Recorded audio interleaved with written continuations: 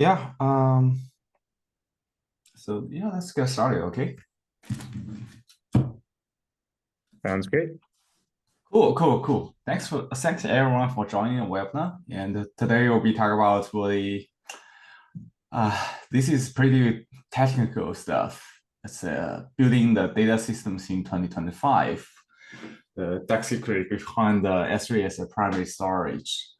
Um, so I believe that if you are in the data space, you probably over the last 3 or 5 years, you hear a lot of people talk about, well, okay, decoupled computer and storage architecture. You hear people talk about the S3 as a primary storage. Well, I mean, this architecture is kind of like straightforward, right? Where if you consider building a database system in the cloud, but essentially there are a lot of like tricks, and so we RisingWave is like a stream processing system, and we build everything on S3, and we have already building a system for 4+ years, and for over the last 4 years, we definitely learned a lot. Okay, learned a lot about the tricks there.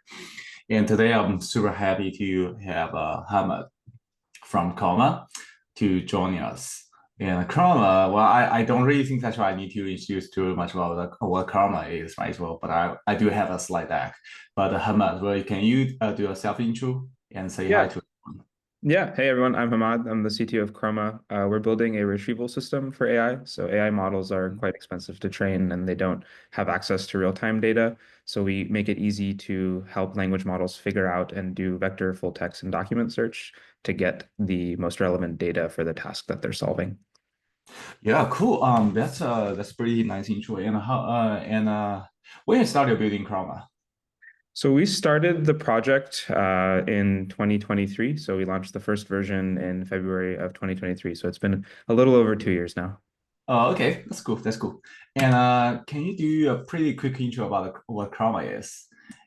Yeah, so I think the problem that we solve is that AI models, like I mentioned, are quite expensive to train, and they don't have access to data that was created after they were trained or created separately from their training set. So we make it easy for language models to figure out what data they need to put in their context window in order to generate a result. So for example, if you ask the language model some question about maybe RisingWave's internal documentation, right, which the model has Yeah. never seen, maybe some employee of your company has a question to ask. We basically build a system that lets the language model query out using a variety of different search mechanisms to find the most relevant data that would help answer that question. And then we condition the generation of the language model on that data. So literally what this looks like, and this technique is called retrieval augmented generation. And literally what it looks like is we take the actual data and we just put it in the context window. But the sort of soup and nuts of what we do is helping language models actually do vector, document, full text search, and metadata search. And in tandem, those become the primitives that people use to do retrieval and to find the most relevant data for a language model when it needs to go perform some task. Mhm. Okay, cool. And because you definitely do vector search, you definitely do embeddings, and a lot of people probably ask you about, okay, there are so many vector databases in the market, right? And I probably will not enumerate all these vector databases, but well, what makes Chroma different from the others? Yeah, so I think there's a couple of different things. The first is we really emphasize these three primitives, so vector search, full text search, and metadata search, as well as document storage and handling the like embedding function that you use for you, the embedding model that we use for you.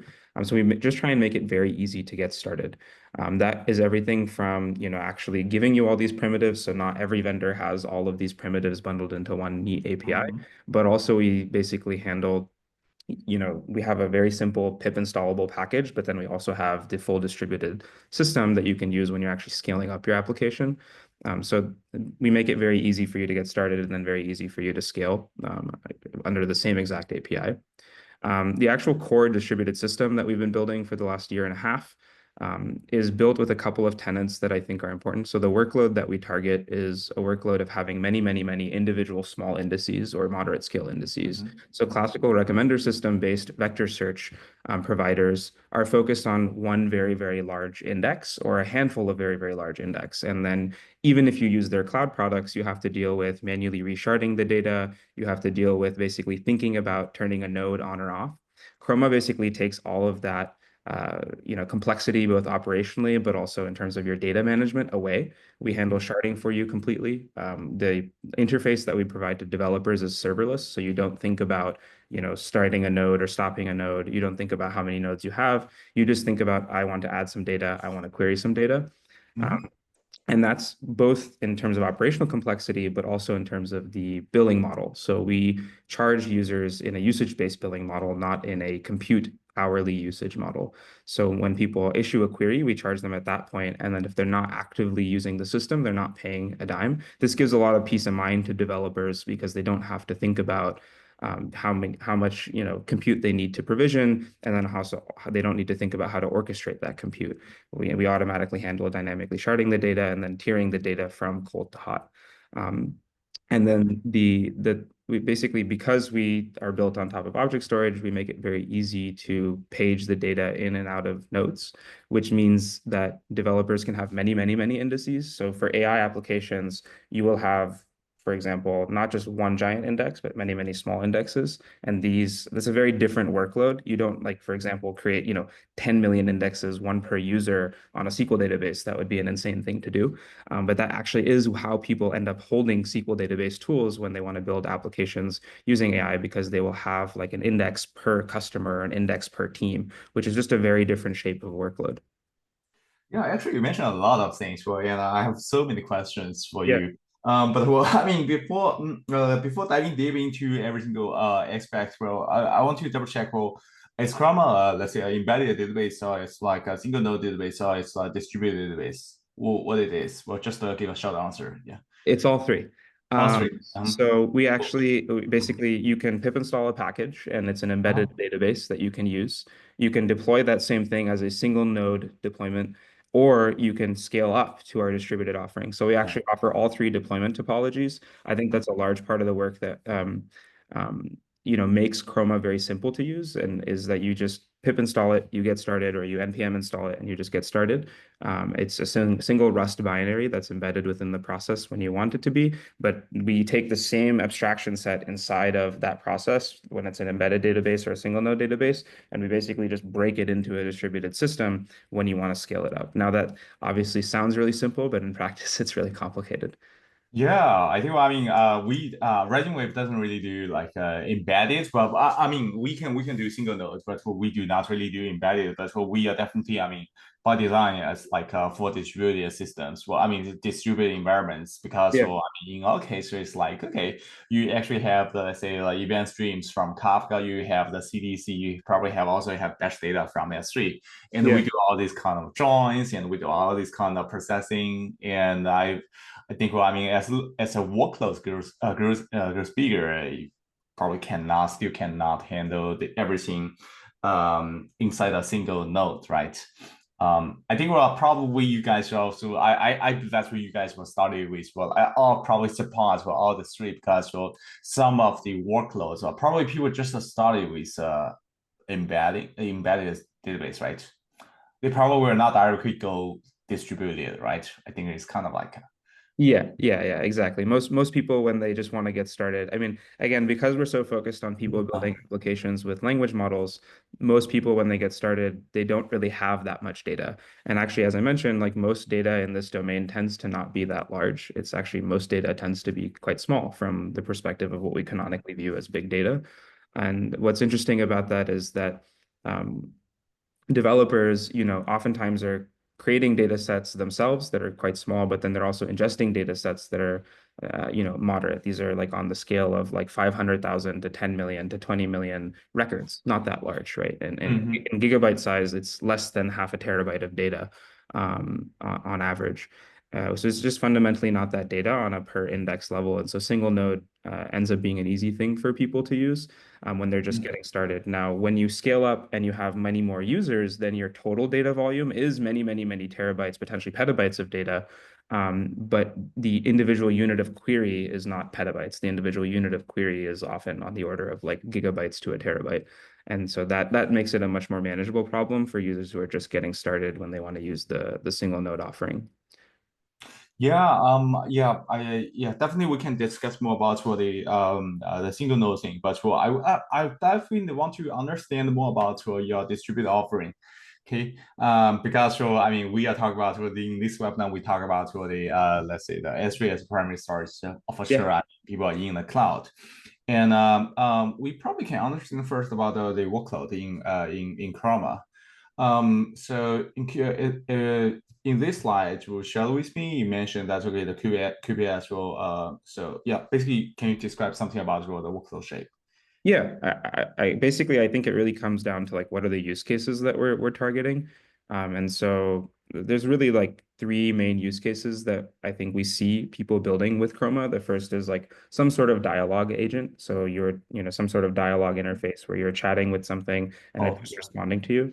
The second is sort of a more agentic workflow where there's something that's autonomously going, performing actions against the world, and then updating a memory of what has happened over time. And then the third is something that's more like predictive. So if you use like GitHub Copilot or tools like that, where they're just kind of predicting and auto-completing ahead of you in various shapes. So sort of the key thing about two of these workloads, right, is that they're human in the loop. And then sort of the agentic workflow is still, for the most part today, mostly human in the loop. And you kind of have some, if you've used like Claude Code or other, sort of agentic tools that are entering the mainstream, you sort of like trigger a prompt. It does some work for maybe up to a minute or two, and then you intervene again. And so there's still this human in the loop, and that drives the workload a lot. So the workload that we serve ends up being something that is fundamentally limited by a human being in the loop today. And that will change over time, but that means that there's kind of an upper bound on the QPS per index, right? Each index is only being queried at a very moderate rate because there is this human in the loop that's actually doing the querying, or team of humans in the loop that is doing this querying. And that number of people is relatively small. So the QPS that we target from a workload perspective is on the order of like 100 to 1,000 QPS max. Mhm. Well, one thing that is very important is that the data is very real time, right? So if you have like a chat interface, or if you have a document editing system, or if you have a tool use agent that's going out and making decisions about what to do, and then storing what it did, storing what it may have learned, it's very important that it can then retrieve that data subsequently and without a lot of data lag. So Chroma actually offers read your write consistency. So the minute you write something, that data is immediately readable, and that becomes really, really important for a lot of applications. Whereas a lot of canonical search systems can't actually guarantee that due to their architecture. Mhm. Also, as I've mentioned a couple times now, the data scale is quite moderate. So we're not dealing with, an individual data set that gets queried is usually not very, very large. It's actually moderately sized, and that means that you can make trade-offs in the system design because you don't have to deal with moving very large volumes of data. But one thing that's really important is that this data is often updated and deleted. So let's say I'm building some sort of chatbot that answers questions for a support tool or a customer success product. And I have this document set. What's going to happen when I update this document set is I'm going to have to then go and take the diff and update all of the changes that have been made. Let's say I launched a new product and now I have new documentation, or I found some gap in my support documentation and I need to update it so that the AI system has access to that data. That needs to then get updated and deleted, and that happens relatively frequently. And a lot of canonical systems, and due to the vector indexes they use and also due to their architectures, aren't super amenable to updates and deletes. And so that's something that we built for from day one. And as I Mhm. mentioned before, we are designed to scale in the number of individual indices that you have, right? So that is a really key difference. Is that like you don't have one giant index that you're filtering down. You have many small indices, a very high cardinality of indices. And then under all of these constraints, you also still have to deliver really high recall because language models, there's a lot of research that is showing whether this is the case or not, but our position is still that language models will always benefit from much higher recall, meaning that the actual data that you retrieved is something that is relevant or is expected to be retrieved for the specific query that you made. And so we try and make sure that the results are very, very accurate. And the last thing is like actually embedding models like in the last, 5, 6 years have really increased in dimensionality. And the reason this is important is because it makes the compute time of doing all these distance comparisons. So when you're doing vector search, you're comparing these vectors and you're doing a lot of distance comparisons. And even with, modern SIMD, it's very, very expensive. And so because the dimensionality of these vectors has gone up, you kind of want to build systems that do as few distance comparisons as possible, and also deal with like kind of a relatively high payload size. So for example, an OpenAI vector, by default, I think their OpenAI embeddings 3 small model has 1536 dimensional vectors, which is roughly like 6 kilobytes of data. And that's just without the document, without the metadata. So our individual records are on the order of like 25 kilobytes in total, right? And so we have actual like payload sizes that are much larger than what you would maybe store or feel comfortable storing in like a SQL databases column. Mm-hmm. And I think in aggregate, this workload shape means you kind of have to build a new system if you want to deliver a usage-based serverless offering to customers. There really was no system that was able to serve this workload and then also scale in the way that we wanted it to scale and charge in the way we wanted to charge when we set out to build Chroma, which is why we built it. Mhm. Cool. Definitely you mentioned the workload. So basically on the workload, we definitely want to have a good architecture, right? And let's focus on the distributed architecture. And we all know that for basically cloud 101. I mean, in the cloud we have the computing and storage, right? Well, and we have the compute probe. And basically everyone talk about what the computer. Compute means that's probably EC2, right? Well, most people understand. Treat EC2 as the compute. And the storage is the object storage. And when we talk about the abstract storage in AWS, it's S3. Mhm. And in Chroma, the thing here that's what I see that you actually also have the compute and the storage, and you put the storage in object store. Is that true? Yes. So. That's I think that's why we're here. Yeah, Um, yeah, that's right. Yeah. So yeah, I'd like to yeah, that's why I have so many questions about this architecture, because this architecture is very similar to our architecture, RisingWave architecture. Definitely we can talk about that as well. But for the at the very beginning when you started working on the Chroma project, I know that's what you mentioned, that we have the embedding, you have a single node, and you have distributed. Do you feel that's where there's a gap between all these among these different architecture? Because for all you basically, the question is that's where you basically develop every single version individually, or it's like, okay, you have a nice way to basically to I mean transit across different architectures. Yeah, that's a really good question. I think so. When we set out to build like the first sort of embedded version of Chroma, Mhm. we Yeah. sketched out what we felt were a reasonable set of abstraction boundaries. And in this case, it's the same sort of box diagram you see here in the distributed architecture, which is you have some front end that does basic validation. It, does rate limiting, authentication, that sort of thing. And then we want to write to some sort of write ahead log. And then we want to have an offline, indexing or compaction, to use the LSM terminology, that is in the background building these indices. And then we want query nodes that are essentially stateless, or a query fleet that is stateless, so that we can easily scale it up and also deliver usage-based billing to customers. I think it's very hard to reason about usage-based billing if you provision a node per customer. You kind of have to have a multi-tenant service. And so we built this abstraction diagram into the embedded version of Chroma as well. So it's actually the exact same abstraction boundaries. And so as we developed Chroma over the last 2 years, we basically just set out on the process of everywhere there was a local function call um, between components, we just replaced it with a distributed RPC. And that's kind of how we stage the development of the system over time, right? So initially, the very first version of our indexing node was just a full running version of the single nodes indexing node with just like the front end ripped off. And now the front end is distributed, right? And we kind of built the system like that over time. Mm-hmm. And the place where it really diverges is in the storage layer. The storage layer for object storage has to be built completely, native to object storage is semantics. And I think that's where, as you know, a lot of the complexity lies is how do we deal with the latency and throughput characteristics of object storage and build something that's amenable to that, but still, serves our customers and our workload. Mm-hmm. Yeah, so people probably will ask you about, okay, like, well, this is a single node, you have the single node, and you have the distributed. Can we just, I mean, like, well, in single node, you probably store your data in a file, right? Yeah, I don't know. Yeah, probably kind of a file, right? Yeah.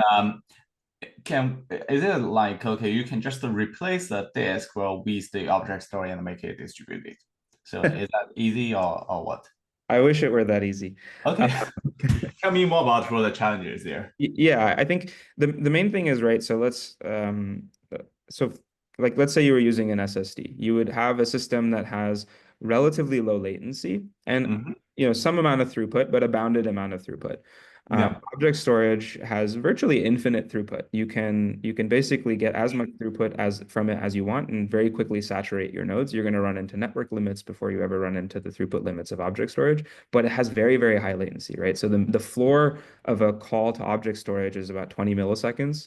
You really can't get anything back from object storage in less than 20 milliseconds, at least for like, the non we can talk maybe about like S3 Express and stuff like that towards the end. But like, for like canonical object storage, S3, Google Cloud Storage, and Azure Blob, there's a latency floor of like 20 to 30 milliseconds. You're not really going to get it, and you're not going to get your TTFB to be lower than that. So you have to build with that in mind, and you have to build a storage system that is both amenable to that, and also kind of has a lot of clever tricks so that you can hide that latency. And I'm sure we'll talk about this. The cost really becomes the predominant concern because S3 charges you per API request. So the game that you have to play is how do you minimize the number of API requests you make to object storage, but also make sure that your latencies are not, unboundedly high. Yeah, that's definitely a very interesting part. I like to dive deeper into it because why? Because in RisingWave we actually have very similar architecture. Yeah, these. So in RisingWave, well, I mean, I can give you a example. Basically, we have the in many traditional databases, right, where they are stream processing systems, where they actually store the states in the, I mean, yeah, probably local disk, probably just a file, right? Well, and I know that well, probably people also organize in different files, but well, in our case, well, it's like okay, store everything in S3, and as you just mentioned, so S3, I mean, if if if it's so simple, I mean, if it's just like we can just store everything like as a file in S3, then and it works, then it's perfect. But well, unfortunately, the word is that well, the fact is that well, S3 at first the latency is so high. The latency you mentioned 20 to 30 seconds, but essentially in the S3 documentation, I mean the AWS documentation, you can search AWS, you can ask Google or ChatGPT, like, okay, what's the latency of S3? Then it will tell you that, I mean, the maximum could be like 100 or 200 milliseconds or even 300 milliseconds. It totally depends on the your workload. Actually depends on luck. Sometimes if you're unlucky, then it can be like a Yep. 300 milliseconds or even higher. Yep. But the thing here, that's just the single part, right? One part of the story. The other part here, that's what as you mentioned, well, I mean, S3 is so expensive. Because like people are saying, okay, why S3 is so expensive? Because it's like $23 per terabyte per month. But they probably forgot that's what they actually charge you. Also charge you for the total for the access, right? And what's the biggest challenge of I mean, I know that's where you started with a single node, and then you move to the distribute. Which part? Well, I mean, the cost is a major concern, or the latency is a major concern at the very beginning. I know that's where both are super big concerns. Yeah. I think for us, the cost is the primary concern. So if you took like the cost that we charge per query, and then you looked at how that cost got amortized over the storage accesses, so API requests to S3 or API requests to object storage, Hmm. the bulk of the cost ends up being the API request, but it also ends up being the transfer cost. Just the cost to transfer the data in and out of the node ends up being very expensive. So if you have a storage architecture that requires every request to go, let's take like the most naive way to do this, right? You store all the data on a file, and you basically read the entire file to disk, and maybe you keep that in disk and then you throw it away or something like that. Uh, Yeah. the storage cost, the transfer cost alone would very quickly bankrupt you. And so the question is like, how do you spread that storage cost out, transfer cost out, and how do you spread the API request cost out? And the solution, I don't think any it's kind of like an open a secret at this point how to do it, which is just to heavily leverage NVMe based caching or SSD based caching.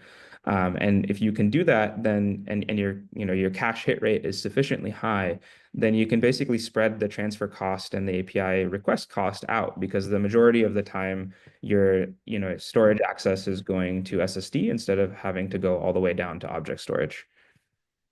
Yeah. So basically, what do you mean that's okay? I think well, it's not well, like secret, right? Well, everyone knows that. Well, I mean, Yeah. it's like okay, if your S3 is the bottleneck, no matter whether from cost perspective or from the performance perspective, then the idea is that we probably can use either local SSD like NVMe based SSD or EBS, right? Because well, I mean NVMe-based SSD could be like could be super fast, right? But well, it's a little bit expensive compared to EBS because well, for EBS, well, it's like a so-called elastic blob, right? Well, you can actually choose the size and you really want, right? And essentially, you can also choose choose the performance.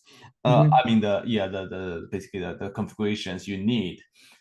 So wondering in Chroma and which part you will choose. Actually, you have NVMe SD or in your I mean the cloud service, or say that you are or some users want to self deploy. What do you recommend? Like NVMe SD or it's like EBS, Yeah, I or think it's like totally depends on workload. Yeah, I mean, I think it somewhat depends on your workload. I mean, most people and like our own deployments of Chroma, we leverage local SSDs. Mm-hmm. Um, I think that the reason for this is a couple of things. The first is you can drive much higher IOPS to a local SSD, Sure. and so you can get like much more throughput out of the SSD in aggregate. And then also you don't have to you don't have to deal with, network attached storage is still slightly higher latency. And so, if you have locally attached disks, you also get the benefit of, SSDs can give you a response back in the order of microseconds, which is very, very nice when you're trying to minimize the latency of a request. So I think most deployments that we have leverage local SSDs. Mm-hmm. Is there any case that where you would recommend EBS? Um, I think if your workload can afford it, maybe. But I don't think it is worth it in the majority of cases. I think the cost versus latency trade-off is like good enough between SSDs and object storage, and that hierarchy that being your memory hierarchy, I think usually works out fine. I'd have to think about the cost ramifications a little bit more to like recommend EBS. To be honest, it hasn't come up too much. Most of our customers are more sensitive to recall than they are to recall and latency than they are to the actual cost, just because competitive solutions in the vector search and full text search space, or specifically in the vector search space, are so expensive because they store everything in memory. And that's kind of an artifact of the actual algorithms that they use to do search.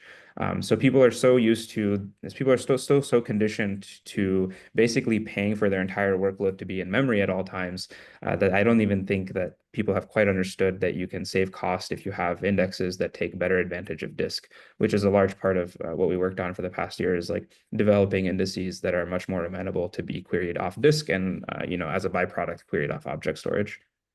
Yeah. I think that's a pretty good point, right? Well, because well, in many cases, well, people will say that, well, same in RisingWave case. Yeah. What do we find here is that well, people say that's good luck. I mean, I can just increase the memory size, well, and right, well, and then I can, I mean, I can basically cache everything inside of my memory. But the challenge here, that's where luck, well, the memory size could be very limited, right? I don't know how much memory your laptop have, probably 64 gigabytes or probably 28 gigabytes. And I know that's well, yeah, in AWS you can definitely can provision EC2 with a much larger memory size, but it could be super expensive, right? And essentially, I think what RisingWave does exactly the same thing as Chroma in that we both try to leverage the disk to reduce the memory cost, right? So that's what people can essentially do not need to, I mean, store entire data sets. Well, let's say that's right. I don't know. Well, let's say it's 1 TB. They probably don't really need to cache everything, to cache the entire 1 TB data set inside the memory, right? In Chroma, do you do the same? Do you do the same, or you cache everything in the memory? Yeah, I mean, we heavily leverage memory caching. I think it's important. Yeah, But memory caching is definitely important for the do you have the concept called also called what the one pool so not what sorry the what they call it hotspot or some things like the yeah, oh what's your what's your the caching policy? yeah, I today we just use Or are you or something like LR. I think to be honest, we've played with a few. that? I think we'll talk about Foyer in a second, but we also, I think we contributed the S3 FIFO implementation, which is a newer recent cache policy to Foyer.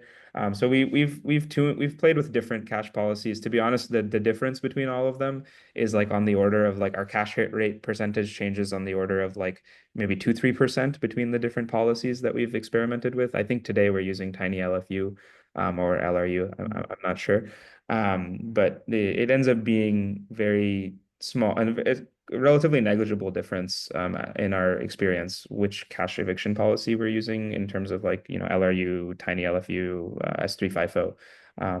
And I think we'll probably learn more as the workloads change and scale up. But yeah, we definitely heavily leverage memory caching. I think it's an important thing. But we to your question, like, yeah, we don't store everything in memory. I think you have to have some semblance of like, extending your canonical memory hierarchy is essentially what we're doing, right? We're extending the canonical memory hierarchy down to object storage, and we're turning the NVMe SSDs into part of our memory hierarchy, and we're treating them like a non-durable cache. And so I think we heavily leverage memory caching, but then we treat the SSD as just an extension of the memory hierarchy and aggressively cache to that. And part of the trick is that we basically, when you evict from memory, we actually put that data on disk. And that helps for two reasons, which is one, it again reduces um, you know, the cost to go access object storage, but it also makes deployments much better.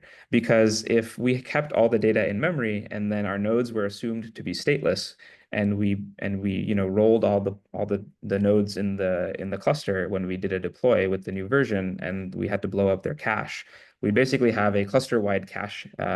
We just have cluster-wide cache misses and a huge latency spike across the cluster, and enter like into what you could argue looks like a metastable failure. So I think by evicting to disk, and we actually right now basically, evict to disk when we shut the nodes down in a graceful steady state situation. And by doing that, when you actually then do the subsequent deploy, you can also rehydrate the memory cache from disk. So it makes deploys a little bit easier in that case. So your nodes are not purely stateless actually anymore in this case. So, people will always, in this diagram, they'll say like, oh, and I also did the same thing where like, my nodes are stateless, but they're not really stateless. You have some state that your system is assuming is going to be preserved over deployments in order to make your system perform the way you want it to perform. So I think that's one of the things that kind of gets lost when people talk about these architectures, because a lot of them look the same, is that when you do leverage caching, you are introducing state into your system, deploy over deploy.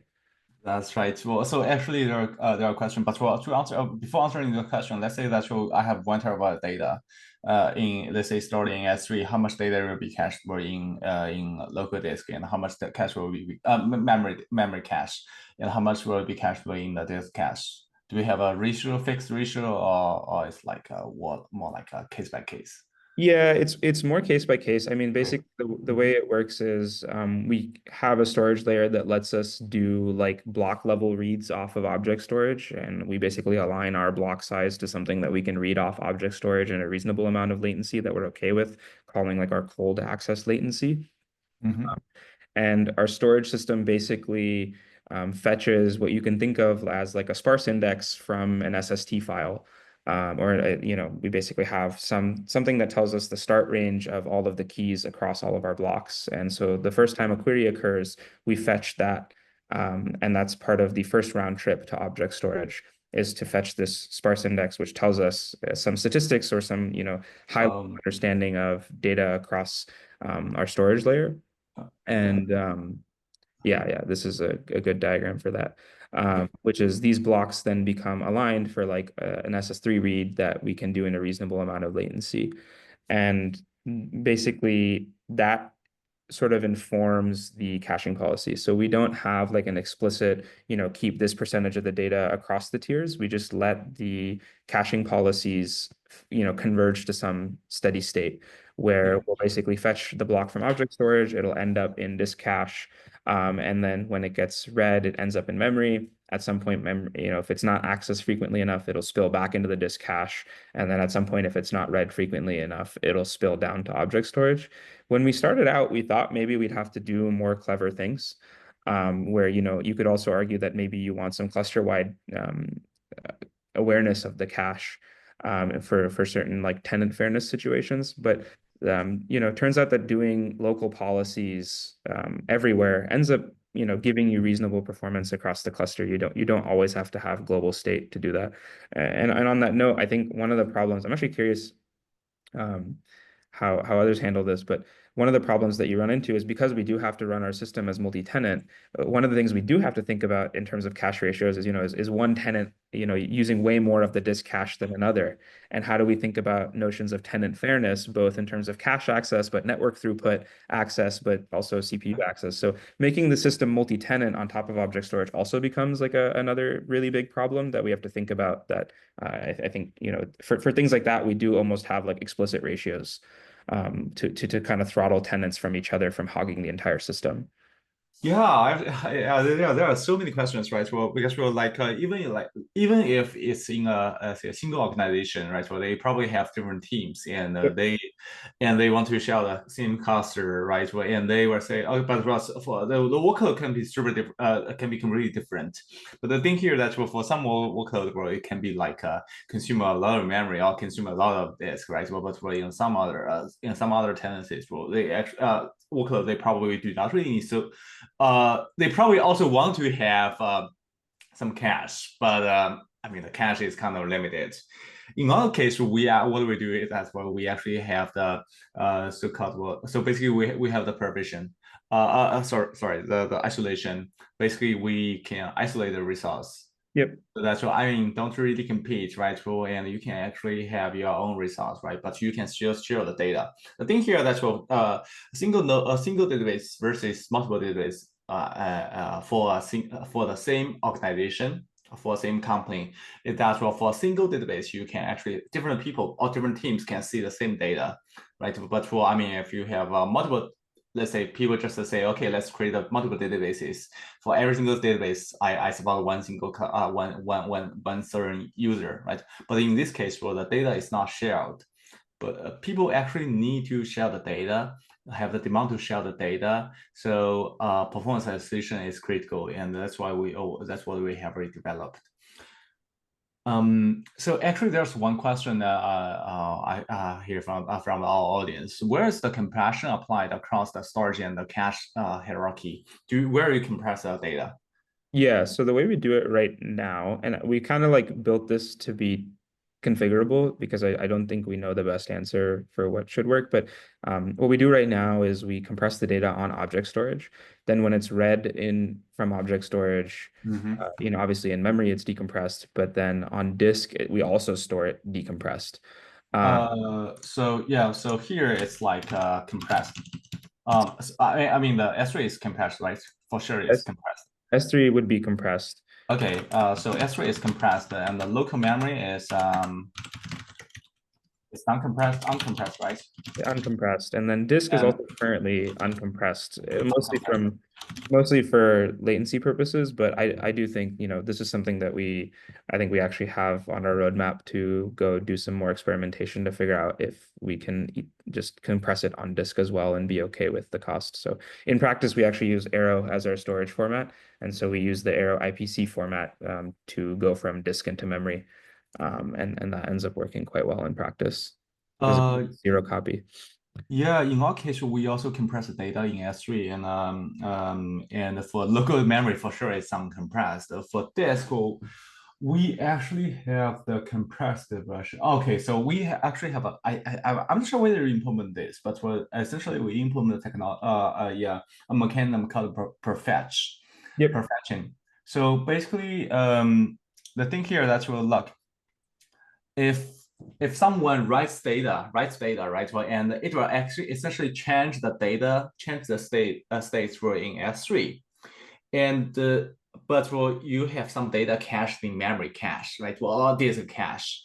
So essentially, you have to evict the data stored in the disk cache and repopulate it with the latest states stored in S3. And we actually have this mechanism. Yeah. And because we implement this mechanism, in our case, well, with disk, it can be also compressed. But for the hot data, let's say, hot data is like for sure it's uncompressed. Yeah. I'm not sure we already have very similar mechanism. Yeah. Yeah, Yeah. basically, how do you handle this problem, right? Well, let's say I write data. Yeah. Yeah. Yeah. Go ahead. Yeah. I think prefetching is like something that like is almost like everyone converges to doing that I've talked to that has systems that look like this. You kind of have to Yeah. do some sort of cache prefetching, both prefetching at read time, but also, as you mentioned, prefetching at write time if you have like a decoupled read-write path. So, so in our case, we have decoupled read and write nodes. And so, like you mentioned, when a new write comes in, read nodes that are caching the data for that read, or for that index need to be informed that there is new data available so that they Yeah. can then go populate their cache, right? You would like to make the cache hydration as eager as possible when it is necessary, for a fresh write, because you can make the assumption usually that a recent write is more likely to be read. And so instead of letting the query node have a cache fault and then go and do a object storage lookup, you can instead also start to hydrate its cache directly from the nearby indexing node. Today we don't do that. Today we just sort of inform the query node or the read path node and let it go do the object storage.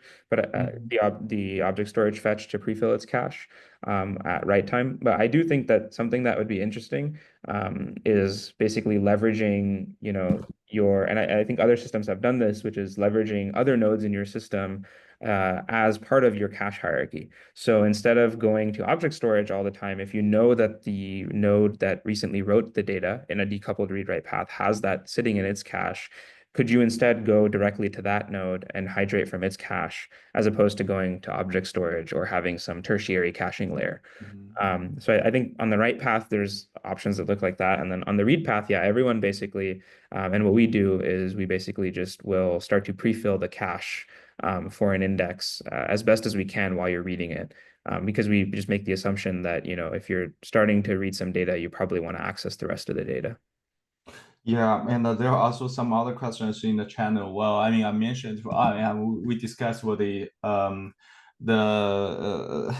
isolation, right? Well, and so I also mentioned that so in RisingWave we provide the isolation in a shared cluster. Basically, let's say that so no matter whether you have let's say 10 people running a say running the working on the same working on the same cluster, in our case, well, we can actually allow people to, let's say, paying your job or your provision certain some let's say 4 CPUs to this user, provision 6 CPUs to the other user. And I saw that really in the channel. How do you provide isolation in a shared cluster? I'm not sure whether you are referring to RisingWave or Chroma. In our case, well, we definitely provide isolation, and multiple customers can be running could be running query from a shared cluster. And in Chroma's case, well, do you support, well, let's say that's, well, if multiple users running a same running queries on the same cluster, how do you guarantee that really they isolated? And do you have some isolation policy? And also about the security, do you have any security concerns? Yeah, I think so. I think a couple of things here. Basically, the way that we do service discovery allows us to basically pin, as you mentioned, we could pin certain query and compactor nodes or compactor pods to a specific pool of nodes and almost like completely isolate the workload for customers who have, concerns about data overlapping on the same physical node. So that's a thing that the architecture supports. And the way that happens is basically the service discovery mechanism by which front ends do routing to query and compactor or query nodes mostly is, I think, mostly the concern. Compactor nodes are actually very simple to isolate. But when we do service discovery to figure out where the front ends should route to, I think this is probably a good moment to mention this as well, which is most of these systems, they use some sort of hashing scheme for cache coherency. So basically, when the front ends route to a given query node, we use a rendezvous hashing scheme to target the correct query node so that we have cache coherency on that query node. That mechanism allows us to basically move a given a tenant with a tenant that needs isolation to its own node, and then redirect traffic for that tenant to that query node. And one of the advantages of having like a semi-stateful architecture that everything is still at the end of the day just cached is that we can just like take a tenant who was previously part of the normal pool and move them to their own node and redirect traffic to that given tenant node. It's also useful for customers who want to exceed the sort of QPS limits that we would have in like the multi-tenant cluster by giving them their own dedicated node. I think that's how we handle cases like that. The other way to go about this, we haven't implemented this yet, but because we're built on object storage, it is very simple for us to go add customer managed encryption keys, so that customers can bring their own key to encrypt their specific tenant's data. And I think that's another way to ensure that we have some level of data isolation between tenants. And then also at the object storage layer, we actually put tenant data under individual, bucket level prefixes.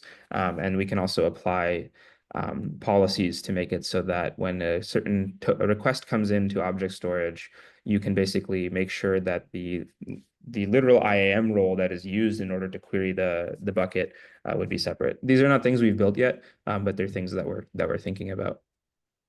And also, there's another question that someone asked. I saw a single coordinator node in Chroma. That's the one taking the incoming traffic. Curious to know how high availability is down there.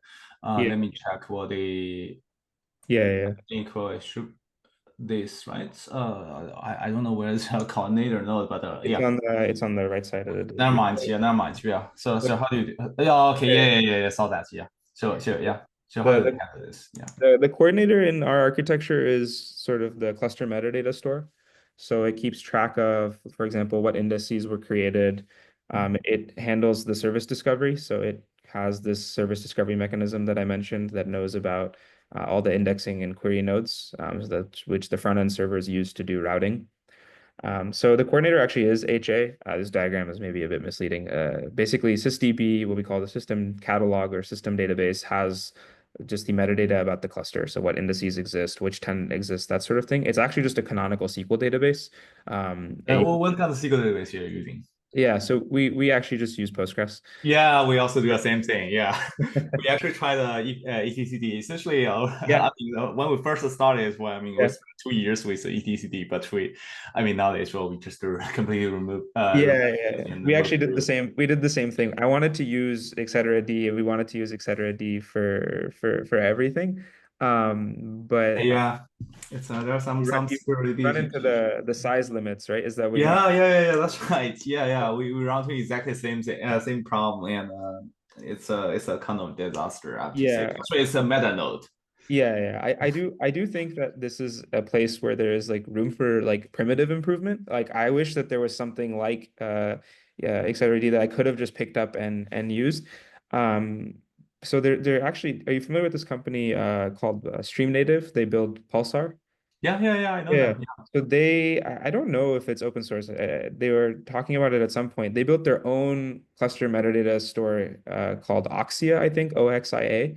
And it's kind of Oh, meant to be like a XRD drop-in. And it's just essentially a shardable XRD. So maybe that's something that, if it matures and is usable by the community, that would be a good primitive. Because I do think having like a key value store with good atomic primitives would be very, very useful for these sort of cluster metadata stores in distributed systems. I just think that that is missing. People want to go, people will tell me to use Zookeeper as that. That also Zookeeper is has, like a kind of like legacy, I have to say. Yeah. yeah. But it has similar problems also, right? You run into size limits on what you can do with Zookeeper, and then that kind of sort of becomes the problem. Yeah. Yeah. So essentially, yeah. To go back to your question now, I don't really think that you have to yeah. I mean, worry about for the high availability because everything is starting in Postgres. Well, I mean, as long as we have in our case, where people can, if you want to do self deploy, you can essentially, bring your own Postgres. Yeah, or you could plug in your own distributed SQL Postgres if you wanted some massive scale out or something like that too. Yeah. Yeah, for sure. Also I have a question. So basically compaction. Yeah, because for every single database that implement this, well, I probably will ask about okay whether your compaction impacts your performance because compaction can be super heavy.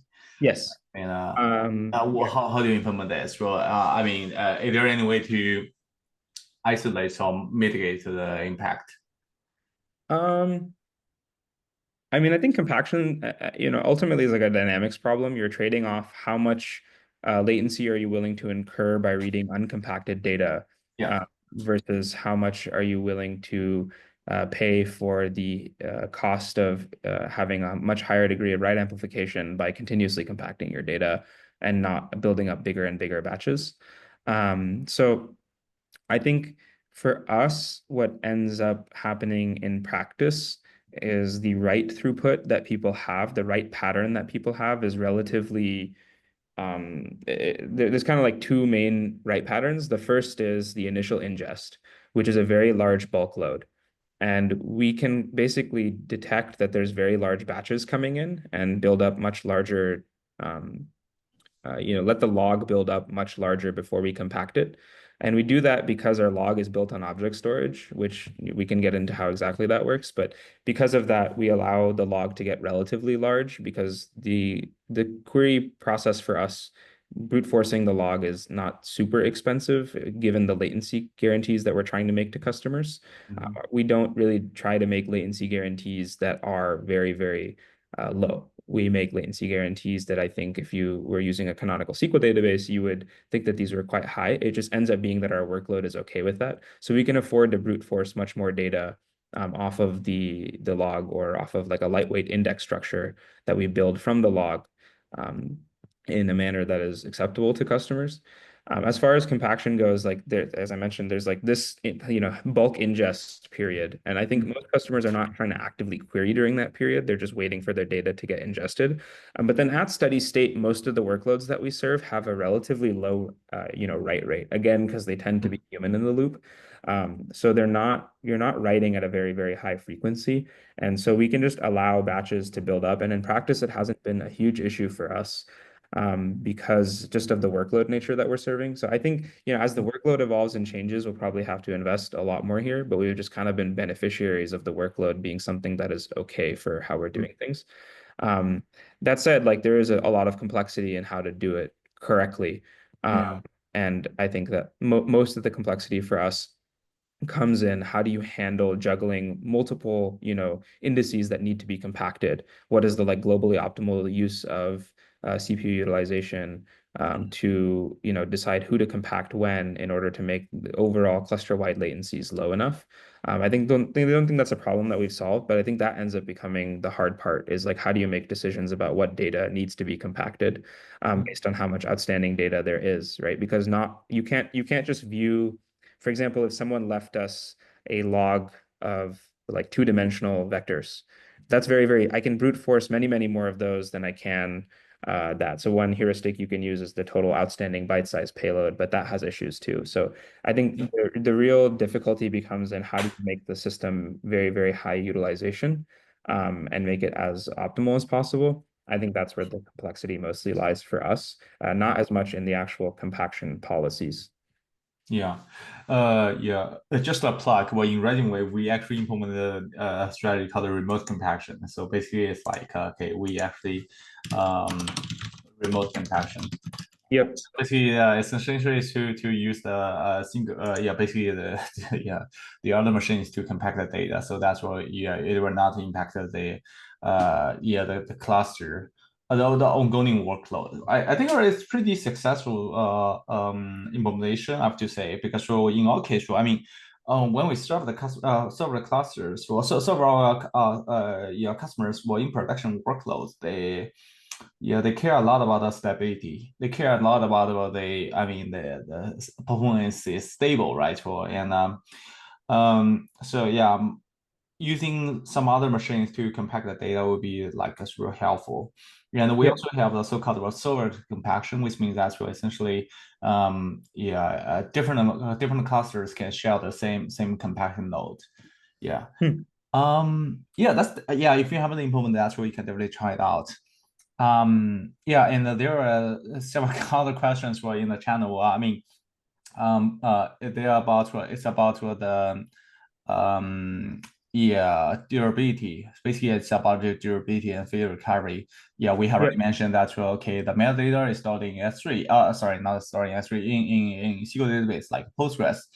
But how do you like yeah, but well, let's say that well, if you want to it's more about well it should be like this slide yeah so yeah if you flush too frequent to S3 then it will cost more where does the client control how often to flush the data to S3. Yeah. So I think there's two questions there. Durability of the data, but also like how often do I we think do we it? can just answer the last one right well the when it just happens how Yeah. does yeah. Yeah. So I think yeah, definitely if you flush too often, it can cost more. The clients don't control how often the flush Mhm. occurs. I mean, it's kind of interesting to explore. Like, I think one thing that's appealing about the whole object storage model in general is like you can give people tunable knobs for their workload. So you can say like, I want to use S3 Express versus S3, and now I have a tunable knob for cost versus latency.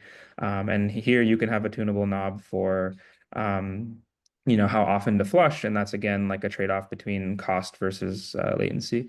In practice, like the way it works for us, we basically compact based on two factors, which is we either wait for a given time window or we wait for a given byte size payload before we allow a compaction to occur. That's basically the heuristic that we use today. And in practice, it ends up being okay given the write throughput that customers are writing at. I think that's also the policy that most like systems use, right? Is you have a canonical like LSM tree, you will allow your mem table to build up to some size before you flush it to disk. So we essentially do the same thing. Yeah.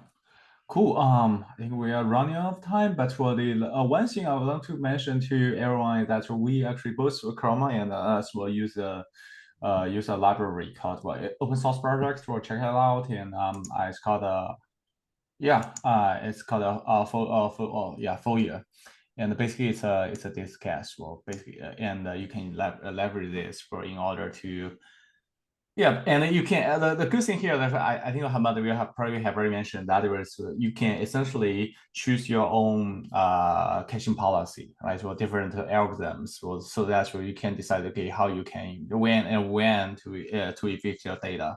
Yeah. Um, yeah, and there are some performance benchmarks. Well, I mean, this is all just from our performance. Well, but for I mean, as I just mentioned, well, accessing S3 is very expensive, but if you can see in our case, well, I mean, if you use this cache, this is S3 access cost with this cache, and this is without this cache.